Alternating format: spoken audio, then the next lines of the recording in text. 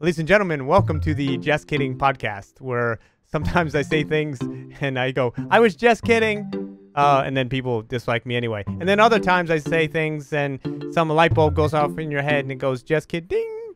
I try to do this differently every single time so that Austin laughs. I have trouble getting through the intro, by the way, because of you.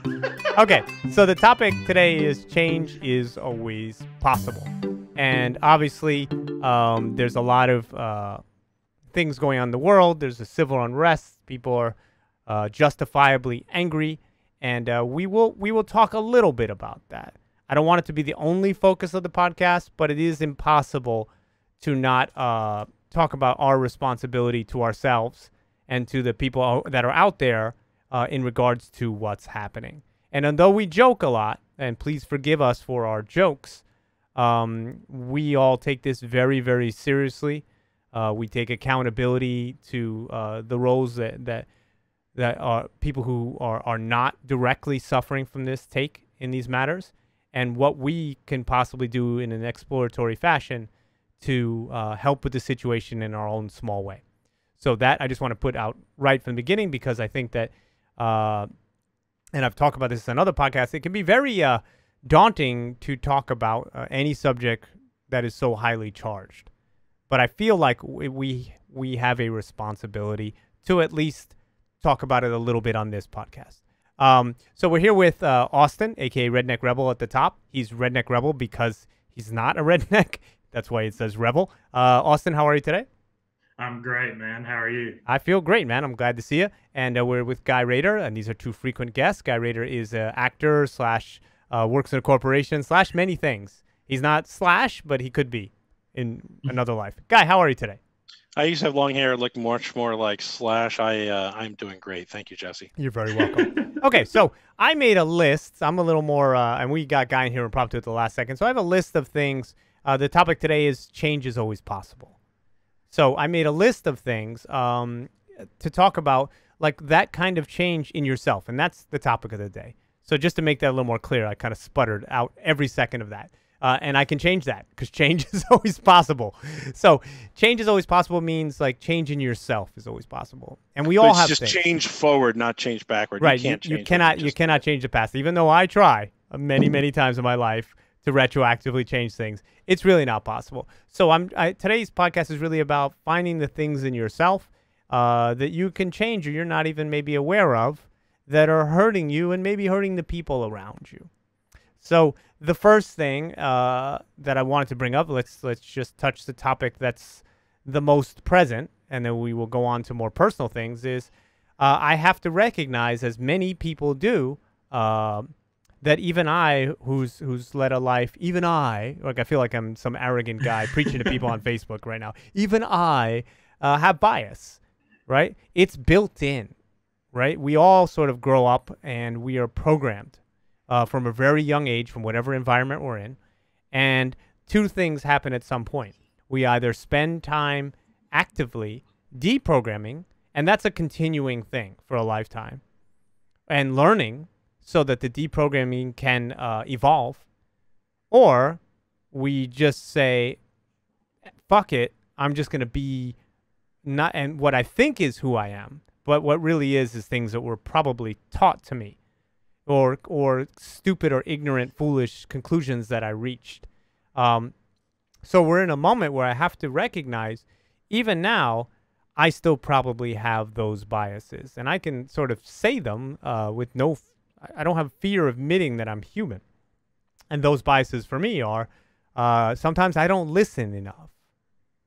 Sometimes I broadcast too much, and I'm not as open as I should be to hearing other people's struggles. And even though I consider myself very empathic, even though I consider myself a lover of all people, and I feel like I have a good understanding of what people are suffering through, apparently there's a bigger, even more impactful rage out there than even I realized. And even now I don't know how to communicate to the people that I love in my life that don't look like me, because maybe they felt awkward about having those talks with me, because maybe they even sense the world's smallest bit of bias in me. And yeah, I just feel like I can do better. I can do better. I can listen more, and then I can be sometimes more measured as opposed to more like of a loose cannon, which I've been for basically my whole life. That doesn't mean that I won't continue that in some way, but and I've made videos and I've done all kinds of things to joke, and I don't necessarily regret all of my jokes. I don't, because I say them not out of malice, but there are certain times that maybe I could have taken it a little easier, or made my intent a little more clear, or not been having so much bravado or brashness, or did a shocking joke just for shock value. I punched down a few times, I'm sure, in my comedy. And I'm not saying that I never will again, but I do take accountability for the fact that people who look like me need to have a better understanding. And some of those biases are still in my head, and I can do a better job of actively combating them so that I can share my experience of combating those biases. Guy or redneck, Austin up top, redneck rebel, let's be very clear at this moment. Either one of you, take the floor on this if you want it. Go ahead, Guy.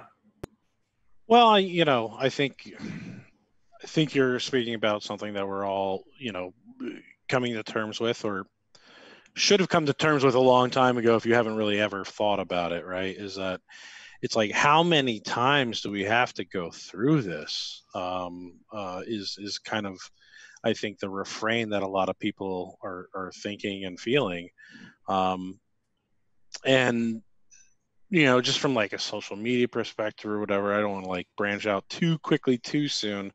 But you just see so many people who are completely unwilling to examine their own thought processes, their upbringings and such.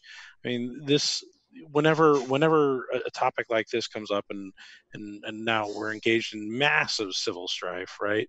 Over a topic that is time immemorial for the United States. So, I mean, we want to like hold on to our freedoms and hold on to our sense of humor and such. And then you do go into certain times where you do have to like pull back. And I think we felt over the last, I don't know, 5 to 10 years that we really have to pull back and re-examine everything that we think and everything that we say. And that makes it difficult, but it doesn't mean that it's not necessary. Does it make any sense? No, it makes that's my opening statement. No, it makes a ton of sense. And I certainly didn't want to, even in talking about this, it's a tricky moment, because I don't want it to be, here's a podcast with 3 white guys talking about something that's not a problem. Here we go. Here's the authorities. Yeah, we're going to talk about it. 3 idiots going to explain somebody else's problem. But I think that it is important to know the role of which we play in that problem. I don't think it's exclusive to the people suffering from it, because the people causing it look like us. And I don't think I've said this to many people. I fully recognize this moment is not just about police brutality. This moment is about being followed through a store. This moment is about not being given opportunity. This moment is about all the historical context that leads up to it. This moment is about, where is this moment going to go? And we all are going to play a part in that. Everyone will play a part in that. Where does this, I mean, I'm in a moment where, like, we had some protests here in Queens about a mile away. And I'm wondering if outside this window here, I'll switch the other camera on and I will see some real anger coming our way. And it's sort of gripping to say, at this moment that I both have to contend with my own bias, the anger, which I feel is completely justified. Does it justify every action? That's another conversation. But it's certainly justified that it exists. It's certainly justified that something has to happen with it. And it certainly says to me, can I find that part of myself that has done this? I mean, I remember when the Me Too movement came around, and that was a very strong moment. And I went online and I said on somebody else's post, I hope I have not been guilty of these things. And somebody said, well, you need to dig deep inside yourself, and you all are. And I kind of felt a little offended by the person saying that you all are, because I'm like, well, I can't recall any moment, but we all are part of it, right? We all contribute. We're all part of culture, like it or not. And we all are contributing, even sometimes silently, you know? I mean, I've had conversations with people that I've known for a long time when they've said things that I disagree with. And this is more recently, though, but I may not have had the courage to do it 15 years ago, but 3-4 years ago I did, where I said to them, I said, what you're doing right now is, you may joke and you may think this is funny, and it's fine, you know, and I may even laugh out of shock value, because I laugh at shocking shit. You know, a lot of people do. It's just my natural response. You say something shocking enough, I'll laugh. And even if it's terrible, I just can't help it. It's like a fucking, because to me, laughter is the unexpected. So you do something unexpected enough, I'm like, yo, that's fucked up. But, you know, give it a moment. We all like when someone falls down. Right. You just can't help it. Yeah. Like, it sucks that they fell down, but sorry. But there are certain limits. I mean, certain things where it's not funny anymore. And I said to people I knew, who I really respect as people, I said, listen, you're joking, but you do these jokes around your children. You're robbing your children. You're robbing them, because we will evolve out of this. You know, that's the hope. And you are hurting their ability to be with that change. And I'm not talking from this. This was years ago. You're hurting their ability to have normal lives, because they're going to carry forward this programming that you're putting into their brain. You know, I've made many jokes in my life, and many that I regret. You know, not deeply regret, not they haunt me at night, but I wish if I had a chance, I'd be like, oh shit, I wish I didn't say that, or I wish I didn't do that at that moment, because it was cheap, and I could have thought of something funnier and easier. But I live in the moment, so shit happens. You know, I don't live with anger in my heart at all. I'm just not a hateful guy.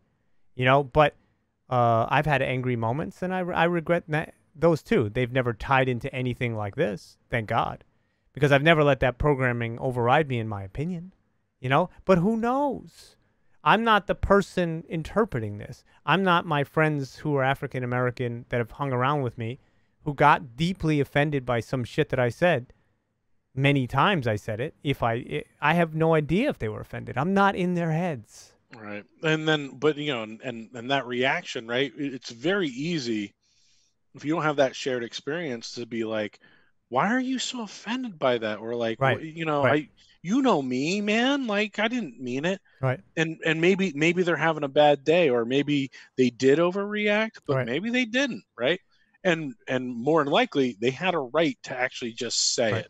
For you to be like, sorry. Yeah. You know? It's honestly a shame that, you know, it's even got to be that sensitive or that way. It's hard for me to really like find the words to say about everything that's going on right now. But one thing that I will say is it's just a shame that some people are the way they are, because there's just nothing cool, or there's just nothing cool and nothing to appreciate about being racist. Well, what they're doing too is they're robbing themselves, and they don't even realize it. You know, like they are. I have great relationships with a lot of African American people. It's not like, oh, I have a lot of black, you know what I mean? That always, no matter how you say that, no matter how you say that. I know black people. I just grew up with everybody, and I love it. I love the ability to have a lot of cultures influence my personal culture, because I believe that. I believe that there's a group culture and there's a personal one, and my personal culture has had so much great influence from people of color, and I'm very lucky, because I feel so close to them as a person. But I also recognize that I don't have to go through what they go through. And those that deny it, just what they're doing is they're not listening. They're not listening. It definitely happens. I mean, there's no question about it. And it shouldn't.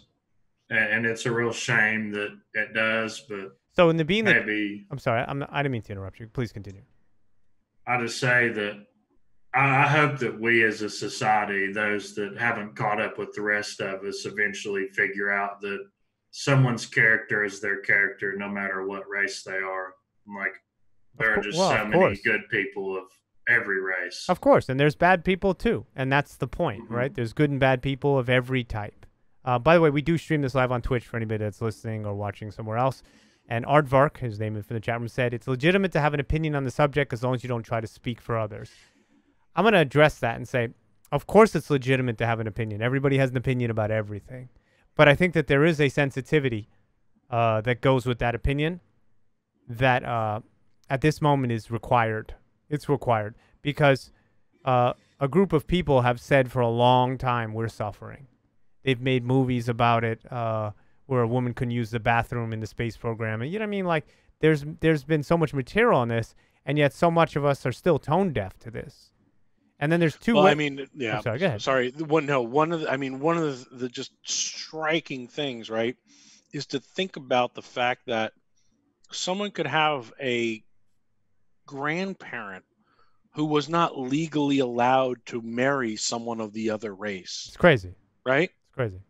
And here we are in 2020, and we think that this legacy is gone because we're taught in history books like, oh, well, you know, we were oppressed by England. We had the Revolutionary War, and that went away.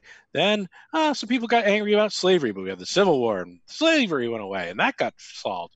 But then people were still racist, but then MLK came around, and now that's solved. And that's just not. It's just not how generational change works. Right. And we are so information fed, and we like. I think rightly so. People are just fucking sick of having to deal with the same thing all the time, and you know, but it is actually really stunning to me how pervasive it is. And of course there is systemic 100%, yeah, you know, and there are systems, and the one thing that I because you know, once these things come around, they're also racially driven, and people see like, oh well, you know, this is just a black issue, and if you bring up like the concept of white privilege, people lose their goddamn minds because they're like, well, I grew up poor. I don't have privilege. Like, how, and it's horrible that we have the term white privilege, because I wish there was a better term for it. I hate the term. I hate it. And that would make more sense to people, because of course that's triggering. Right. If you grew up dirt poor, and someone says you have white privilege, you're going to be like, go fuck yourself. Right. Yeah, because the word, they didn't have that. The word in itself, I wanted to make a video about this. The word in itself reminds you, when you hear the word privilege, you think of Ivy League school, rich kids, you know, silver spoon fed. Mm-hmm. You know, I mean, that's what you think of. So I think it's just an interpretation issue. And really what it is, and I hate the fact that the word power and white power is a racist thing, because what it is but it's true in the way, if it's a power structure, right, is that I'm not subjected to the same sort of negative treatment than you are. I'm not. So if you're poor and I'm poor, we're both poor. We think, oh, we're equal because we're both poor. You're not. Because that person has a built-in disadvantage that every single place that they go, somebody will distrust them. Right? Innately, because of what we've been fed. Now, people who grow up in big cities, usually, not everybody, are much more intertwined, if they're not from a certain social class, with everybody. So you grow up a little bit more of an understanding because you learn from people just by being around them, and you see them as people. But you don't see them as statistics or that guy's in the wrong neighborhood. I had a UPS guy who I liked very much. Great guy. And I could tell you 1,000 stories like this. The little wink, wink, handshake that happens. And I find it disturbing, but it's what happens. And he was like, I said, something about being stopped in a neighborhood. And he said, well, you don't have to be worried about being stopped. He's like, you're white. And he was kind of joking, but he kind of wasn't. And I couldn't tell if he was being truthful or racist, but either way, he's making a point, which is, I don't have to deal with that. I never have. Have I been stopped? Yes. Have I been held at gunpoint by the police? Yes. Right? Have I been stopped many times for being poor or having a poor car? Yes. Right? Was I ever dragged out of my car and beaten for it? No. Did I gain empathy for other people having gone through those experiences, knowing that the one time it happened to me, friends of mine, it's happened to 50 times? You know, or I've never had a cop come and frisk me and take all my stuff. Actually, that's not true. A lot of that stuff actually has happened once or twice, but you got a lot of stories you're gonna have to tell me. Apparently, but the point is, but it was that's the thing is that but like, it was based white upon my privilege class. really boils down to right. The one thing you don't have to worry about as a white person is your race. If I go in and want to get a bank loan, right, I'm worrying about my credit score. Did I, am I looking nice? Did I put on like a nice suit or something, whatever? But I'm not like this person is going to deny me a loan or give me a higher interest rate because I'm white. Right. It's not, it doesn't come up. Right. Right. So I think that what the topic we're addressing today is not just about race, and this is the tip of the sort of iceberg for this podcast. It's more to say change is always possible. Change in oneself. So even though I feel like I have empathy for people of color, I feel like I have understanding to the most extent that I could, right? I still have bias. It's in there. It's programmed into me. I've been able to confront it. I think about it a lot, so I counter it when it comes up because initial responses are in there. They're deep programmed in me. And I'm trying to undo that all the time and just be better so that I'm less reactive to that programming. But the fact that I at least counter it is the first step, right? That's what makes that programming go away. I don't have a ton of it, but I'm sure I have some of distrust, etc. for everybody that's different from me. It's got to be in there. And to not acknowledge that it is in some way is to not acknowledge that you're a part of this culture. Because we all have it, and even people of color have it, because it's programmed into them too. Because it's systemic, it's fucked up. And then you take things like the system there's a whole system set up for those people. It's called the prison industrial complex, right? And it's set up for them. It's set up so that we can profit off of them, and then have the taxpayers pay for it. It hurts everybody, but especially them. So we wonder why people are afraid to get pulled over. People are afraid of the police. And I've had people say to me recently, and I'm not saying anything disrespectful to anybody out there when I say this, try to combat me with statistics that are cobbled together or this or that. And at the end of the day, it's like, you're just not listening, dude. You're not listening. You're not hearing what's actually happening out there. You got to put your head a little to the street more. You got to reach beyond some published article somewhere, and you got to listen, and you got to get to know people that don't look like you and say, what's happening to you? And you start hearing that same story over and over and over and over, right? Well, then maybe your programming is a little stronger than you want to admit. I'm sure, like I'm admitting that I have some because we all have some. And I'm admitting maybe that I just need to work on it. I think that this time allows me to work on it. But what I don't want to do, and I have something against it. So that's what I said, what I want to do. What I don't want to do is become the fucking, the moral crusader for everybody. I hate that.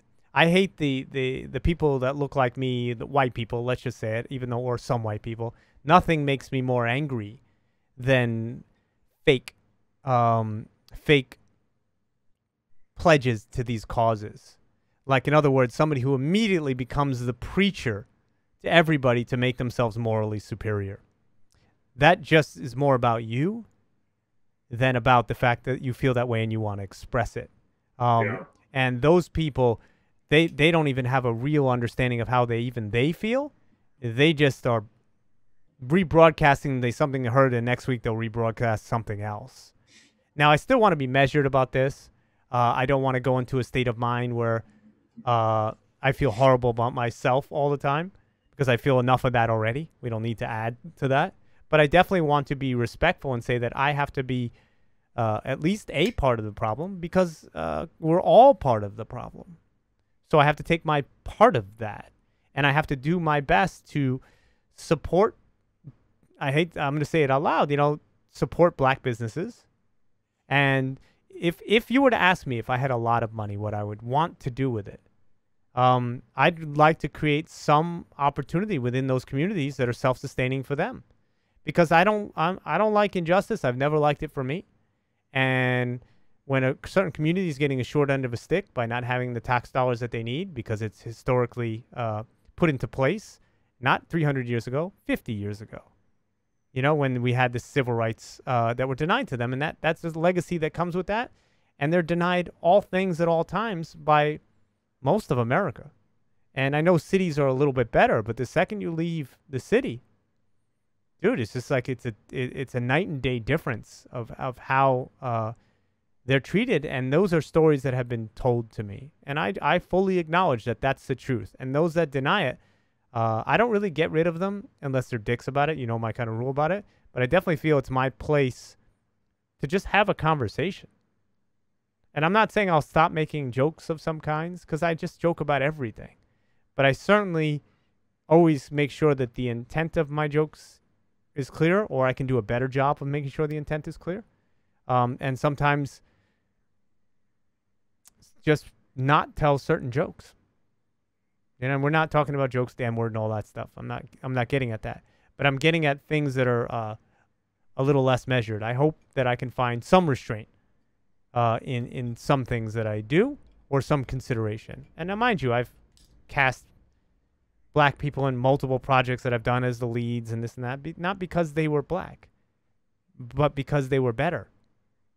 You know?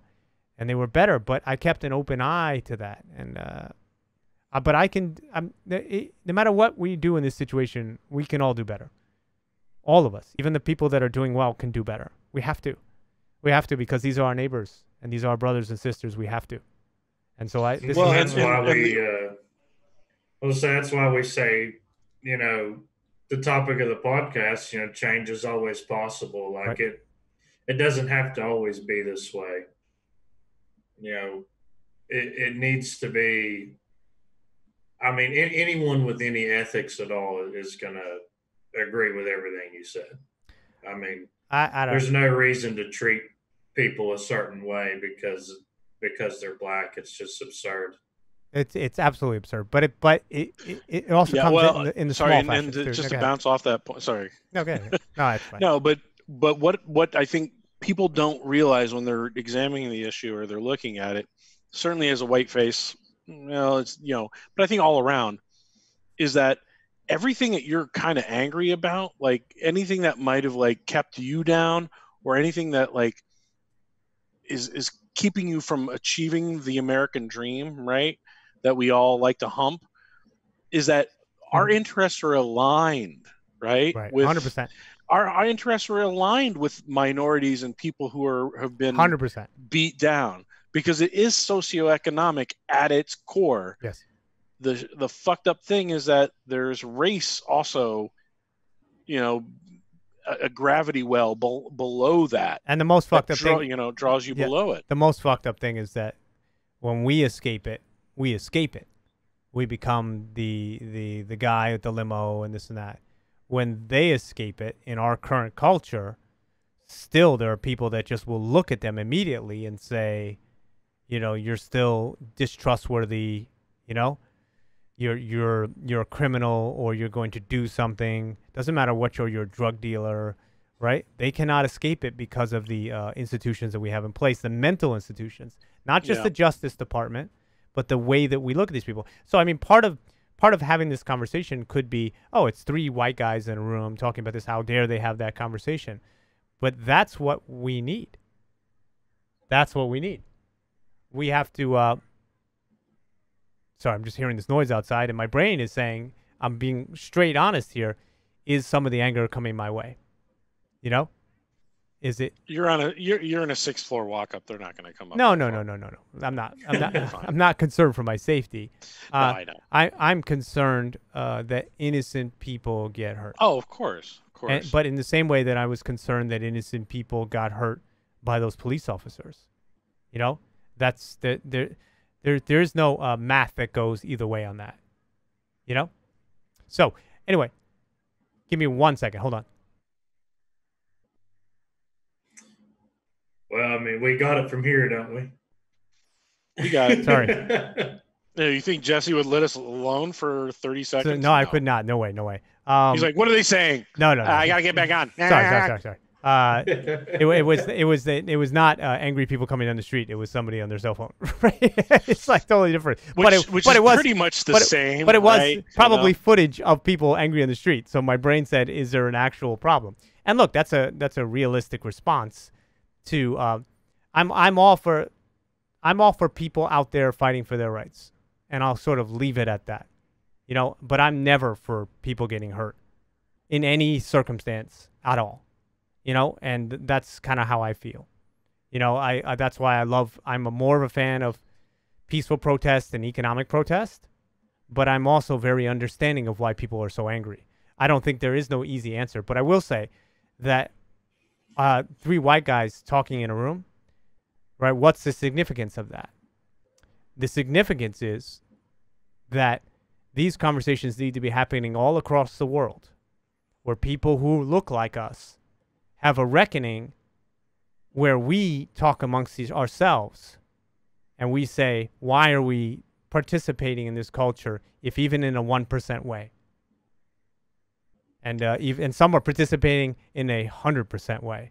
And even then, we need to have those uncomfortable conversations.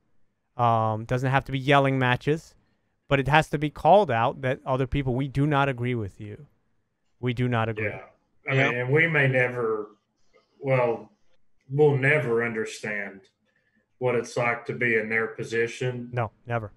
We're never going to have that same perspective, but I think what we can do is empathize and support and agree with the stance they're taking. And this is one thing I got wrong, and I fully admit it as of now. Guy said something very interesting, and then we'll move on to the next part of this conversation, is that I felt, because I have had a lot of hardship in achieving my goal, right? And I have had a lot of places in life that I felt alienated, and sometimes even by the African-American community in some moments of my life.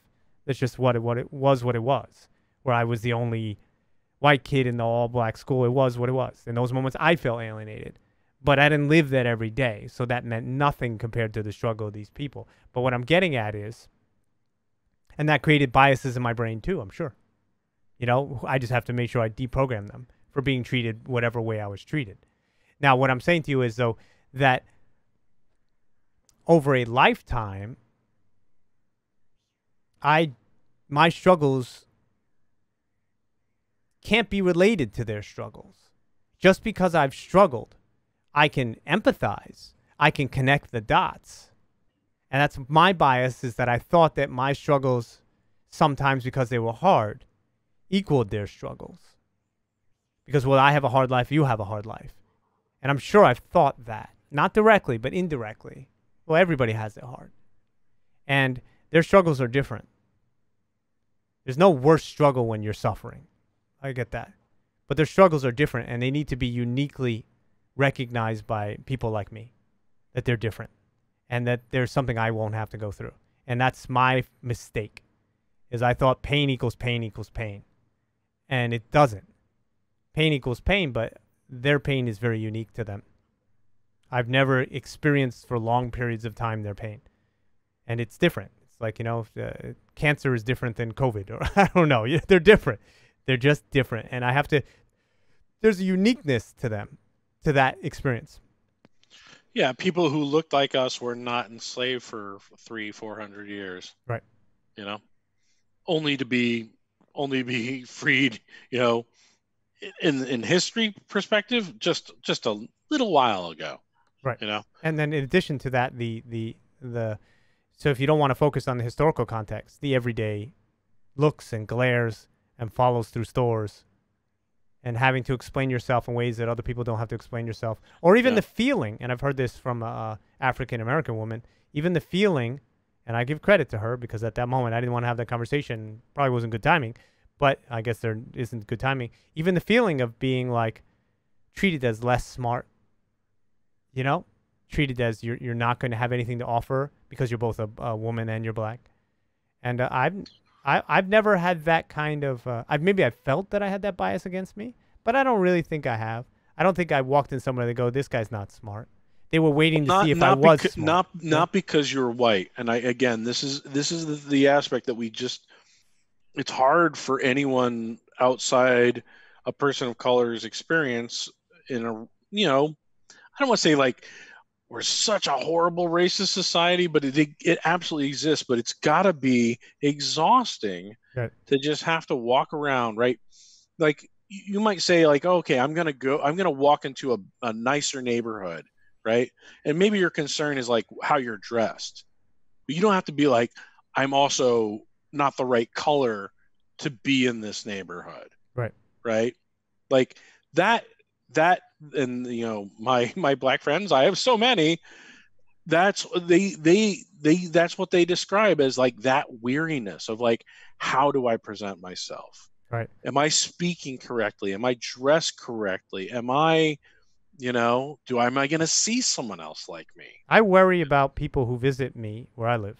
The area is upscale. I live in a place that's affordable, but it's on the border of an upscale area. And I worry about them when they come visit me, that they will get looks or they'll get this, and I'll go meet them because I don't want them to feel harassed. I don't want them to be ringing my buzzer and somebody be like, "Excuse me, can I help you?" Like in a very nasty way as opposed to a normal way. And I feel guilty about that, even though I'm not the one perpetrating it. Even that subtle gesture towards them. I feel bad. They're used to it, so they're like, I don't give a shit. They have a toughness that I respect, because they're used to it. But doesn't mean that they're not angry about it, or they've suggested to me that they're angry about it, but they just kind of like assume it. In the same way, I guess, like some gay people do. Gay people have just been treated for long periods of their life as, weaker, and there's all these things, values you could assign to that, and how they become stronger because of it. I kind of admire the strength, to be honest with you, sometimes. Somebody that goes through that much adversity there's a strength in them that I'm not saying that I don't have, but it's a different strength. So maybe I don't have it, And I'm not saying I wish for it, because who would wish for the pain that causes I think strength, what we have to be really careful about is like we have to accept that it is a different strength, it's a different challenge, it's a different what. Right. But again, the thing that's alienating to white people, not that we have to accommodate us, but it's very hard to talk about these things when you also have dirt poor white people who have never had a goddamn chance in their life. Right. And a lot of people from that background, when they hear about someone, another group being right, elevated or protesting, or we're trying to get rights for them, it's very hard for everyone who's downtrodden. I don't care what race, you are. Right. It's very hard for someone who's at the bottom of the pile to be like, I'm on the bottom of the pile. No one did never did a thing for me. I have no opportunity. I have no, ladder to advancement. So why are those people more special? And that's a very, very unique aspect, of course, of American racism and the legacy of slavery in this country, is that, and it's not unique to the United States, right? It's there. It's in England. It's in India, even.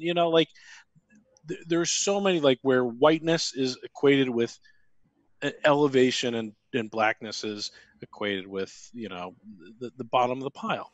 So you can't talk to someone who's had a bad experience in life, who doesn't have any opportunities, and say, like, they can't process it. Someone else is more special than you. They can't process it, and they go on the offensive, and they don't realize that. Yeah, but that's not. But that doesn't mean they're inherently a wrong person. They just haven't been engaged with it in the right way. Right. I feel sometimes. I don't disagree with that, and I think that to do better, right, for us to change, and I'm pretty good at this. This I know I'm good at, is that you can't just wag your fucking finger at people, and you can't just talk down to them. You got to talk to them in a way that they can actually understand where you're coming from. You have to create empathy with them too. You have to listen to them too, and then you have to open that channel so that message can be clear of why these other people are suffering in a way that you're not, because they will not accept it because they're at their maximum threshold of suffering themselves. Right. But again, it is even if it's not completely shared, it is a shared experience. Right? The same things that keep systemic racism going are the same thing that keep all people without opportunity down, right? They're all linked. I feel very strongly about this. When you redline a minority community, that is almost, by statistics, a poor area. So you're going to mix in all people who are poor in that area, Right. who can't get loans, who can't start a business, who can't, expand a career, or, educational opportunities like school zones and everything else. Everyone gets lumped into that via the economic situation of a neighborhood, or, a group of people. So again, like we try to divide ourselves via the race line, but fundamentally, those systems all oppress everyone who doesn't have. I don't disagree with the biggest problem in America is the classist country that we've become, and almost like caste-like system. You'll get, and that poor people have a lot more in common than they think than they have apart, and that's kind of why they're against each other sometimes. And that if they stood together, they'd have a much better chance. But the system itself says that the other is to be more hated. And that's the difference. And the other difference, Guy, is that in the end of the day, some of those people in those poor neighborhoods who are white can get businesses, can move out of the area, and they will be seen as different. Whereas the black people that move out will never escape it, because they will always be reminded in some moment that they're still bottom of the pile. And that's the big difference. And so it's 100% accurate what you're saying about they are very similar in the way that are really, viciously capitalistic system. And I'm not here to be like socialism, not at all. I believe in incentive-based systems as an individual with a lot of social programs that are run well. But I will say that it is different. It is different. So let's move on to another part of the discussion. But I really feel like all of us can take a look at ourselves right now and just see what biases we have, and who do we hate, and why do we hate them, for what, and what are we doing to, as everyone, it's everybody's responsibility to help fix a wrong that's 300-400 years in the making on this. What can we do? I don't know, but I'm not one for quick answers either. I'm not one for people wagging their fingers and say, you need to blah, blah, blah, blah. We just need to think about this, and we need to do small actions and small moves, each one of us. And part of one of the things I'm doing is this podcast. This is what I do. And everybody contributes differently. I'm not a person who marches. It's not me. I don't like crowds, and I don't like chaos, right? And police make me very nervous as a person. I've always been that way. I don't know why. Maybe I grew up around a lot of African-American people telling me their stories. I don't know. But my point is, I'm very scared around them for some reason. So, and I've had experiences too that have made me a little bit cautious in the past. But my point is, we just need to do things in our own way. I don't do those things, but I create art around it. I make sure I work with people who are different from me because I want to, because they bring something to the table that I don't usually get, and they might enrich my life. But those are the small things that I can do, and I always think of, well, what else can I do? As opposed to we all have to follow the same party line. I don't believe in that at all. I think that's actually sort of very dangerous, because those things become cliches unto themselves, and then people, last thing I want to say on the subject, and forgive me for going on about it, the woman in the park who was screaming at that man, I don't want to give her name, it doesn't matter, with the dog and all that nonsense, right? That lady, and I don't know her very well, but that lady probably is liberal, probably voted for Obama, probably did absolutely this and was. that. They doxed her hard. Right, and I don't need to, like, I'm not too much into her, but just say, like, that's that kind of, like, finger wagging, fake bullshit. I make jokes, I say stupid things. That's me. I open my mouth, I'm a big mouth, but my intention is love. And I think that if everybody, if their intention was love and not selfishness or protectiveness or revenge or whatever these things are, we could fix this. And I hope more people can get to that, but that's my point of view. So moving on. So we have a bunch of things. We're talking about vices and personal change. This obviously took a lot of time because it should have. And I'm glad we stuck on this. So let's do another 20, 30 minutes on other biases that we have and vices and things that we could change, And back to the chat room, Arverk said they really aren't treated the same by police, banks, etc. 100%. Absolutely. Absolutely, absolutely. Are there programs to help them through different parts of life? Sure. Not enough. Not nearly enough, because it's only all those programs together account for a small amount of people that are actually affected. Okay, so moving on to vices, and kind of change and how you can change yourself. Guy or redneck, list one or two, or then let's just get some on the table. This is a little bit of a confessional.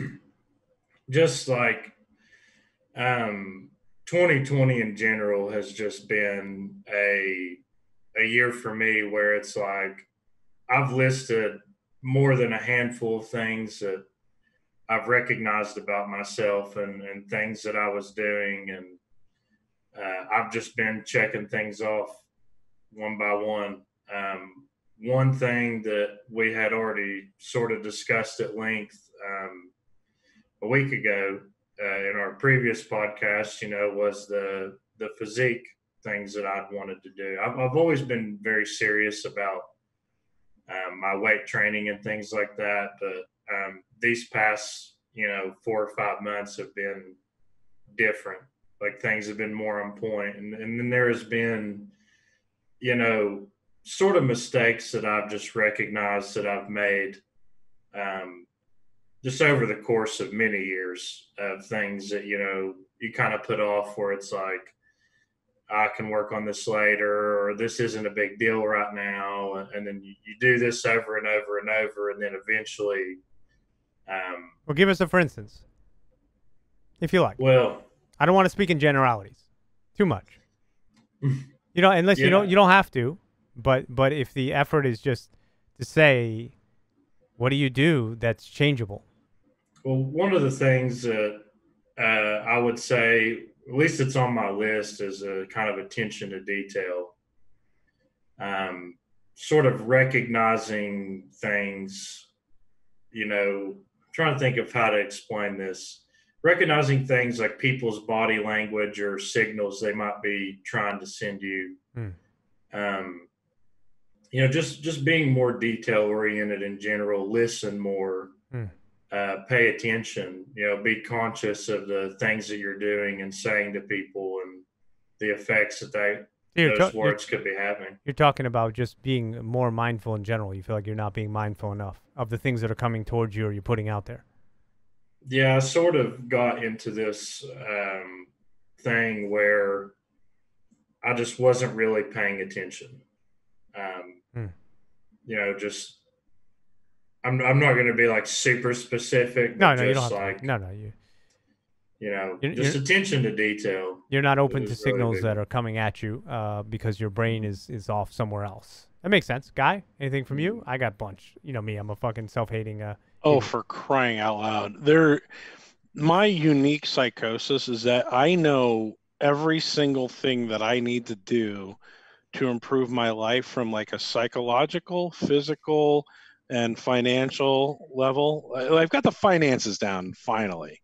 However, like the physical and the psychological, it's no good. I'm still a big fat ass.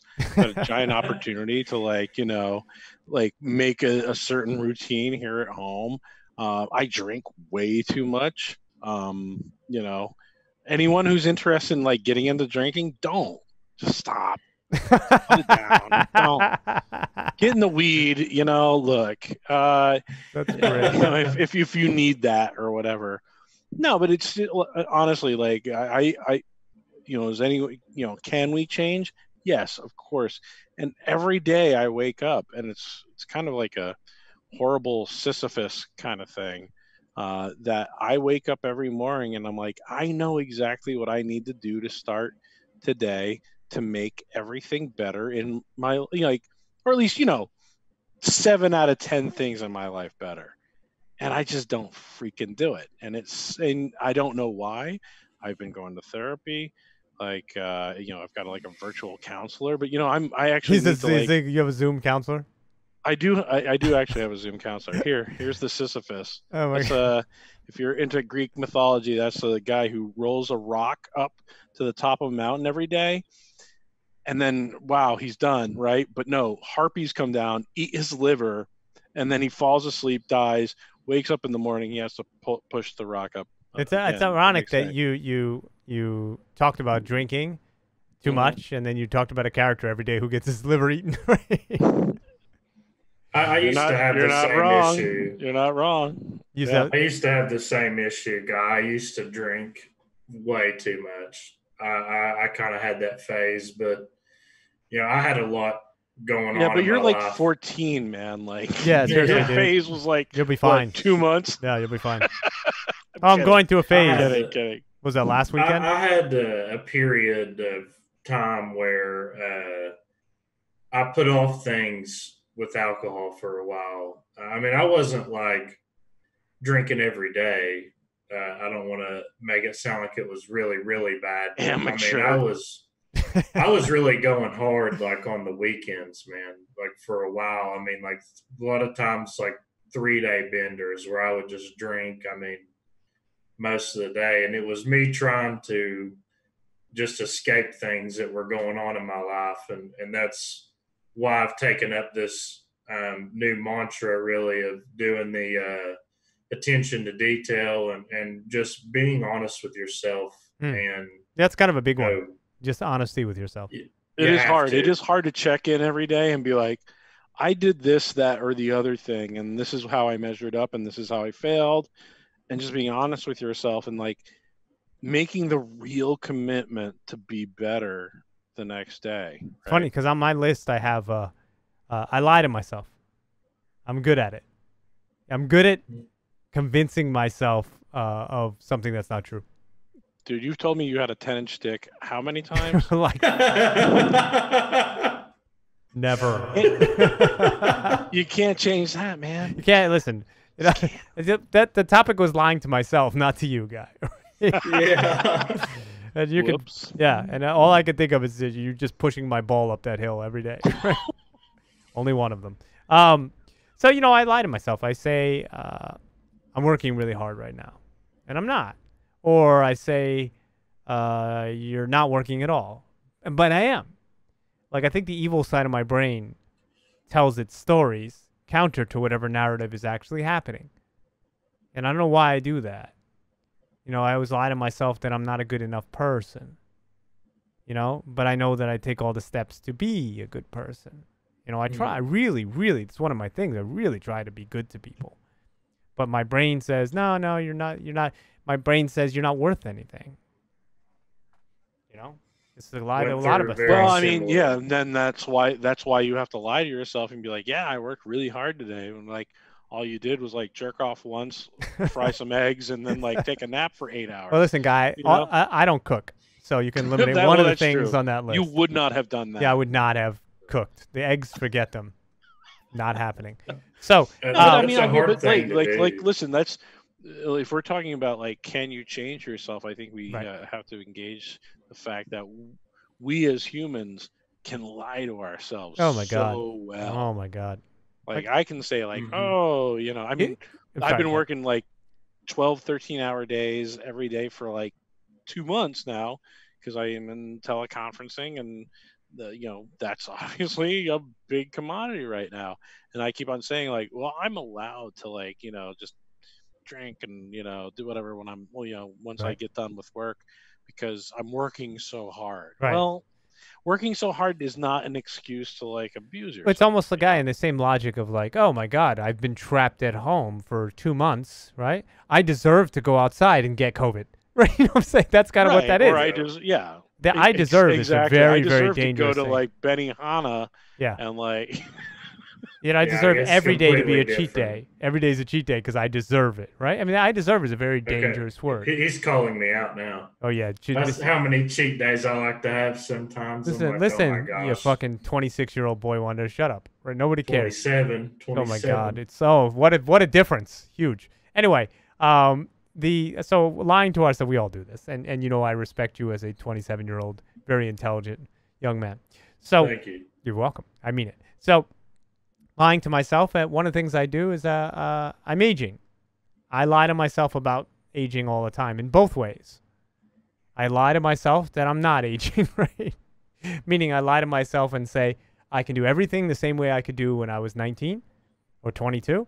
I have all the same energy, I have all the same drive, right?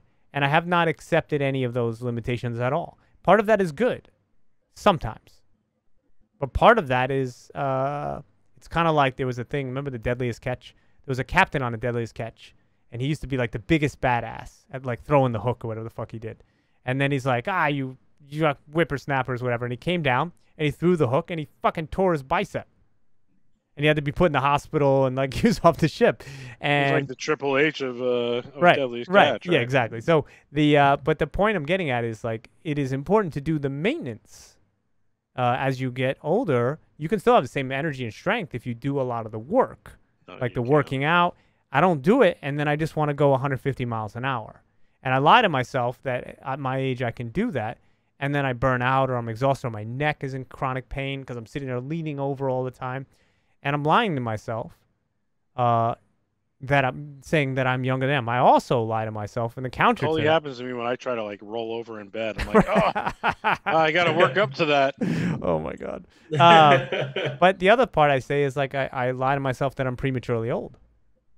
I'm aging and I think that I'm older than I am. Oh, I can't do this because I'm, where I do have the energy for it, I do have the mental strength. It's a way for me to deny myself the mental strength I need to do something. So that's another one. Now let's get to another one. I put down, I have not been perfect, right? And I have a quest for perfection as a person. I want to be a perfect person. And that's stupid. There are no perfect people. But yet, I hold myself to an artificial standard, and I need to change that. I just need to be the best person I can be going forward. I don't have to be also in the sense of like I have this narcissistic megalomaniac view of myself in the world that I'm going to be the next. I find it so strange that Spielberg. you and I have so many things in common. Like, well, I think you literally just named off 2 things on your list that I had written down here. Oh, that's great. The lying to yourself and perfect person, because I'm the same way where it's like I lie to myself and say, everything's fine. It's going to be fine. I don't really need to do anything right now. It's going to be fine. You know, like there's no rush to do this. Like I lie to myself too a lot. And that was something I